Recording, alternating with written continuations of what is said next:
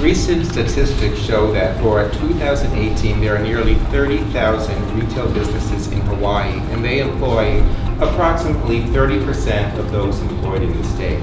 So small businesses are vital to the economic growth of our community, and I'm happy to see we have such talented students who are participating in tonight's participation.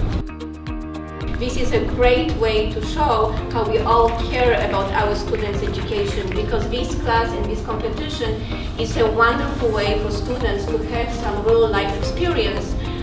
Fashion is a very personal thing, very crowded market. It's hard to rise above and create a brand for yourself. So for those of you who have participated, you guys did a fantastic job.